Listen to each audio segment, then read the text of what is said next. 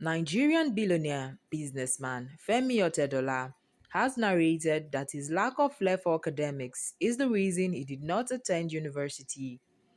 Otedola, who is the chairman of First Bank Holdings, disclosed this in his 286-page memoir released on Monday. He said he stopped school after the lower sixth examination and did not return for the upper sixth. According to Otedola, at that time, all he wanted was to be involved in his father's printing press. My parents enrolled me at the University of Lagos Staff School in 1968 at the age of 6, but there was something about academia and me. We were not compatible. I finished primary school in 1974 because I repeated a class. Even when I was allowed to pass, I consistently anchored the bottom rungs of our end of term examination results. My interests were definitely not in academia. I started Form 1 at age 12 and was there for 3 years.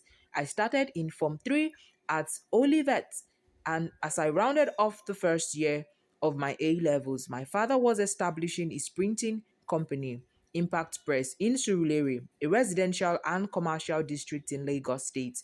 I grew fascinated with the machines and told myself that my future would be inextricably tied to them.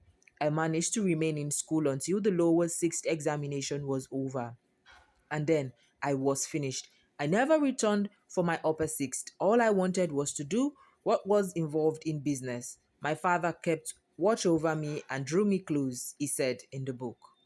A court has ordered a temporary freeze on 4 accounts in Jai's Bank belonging to former Nigerian National Petroleum Company Group Managing Director Mele Kyari over alleged fraud during his tenure.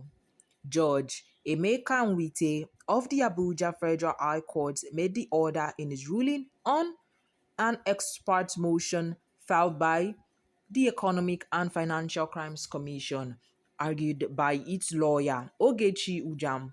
The EFCC urged the court to freeze the accounts for 60 days to enable it conclude investigations, but Nwite limited the tenure of the order to 30 days, which he said could be renewed if necessary. Ujam told the court that the temporary freezing order pending conclusion of investigation was necessary because the accounts are being investigated in a case of alleged conspiracy, abuse of office, and money laundering alleged involving Kyari.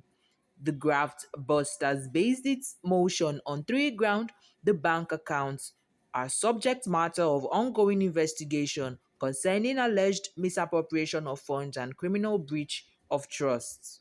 The judge adjourned the case until September 23 for the EFCC to report on further developments.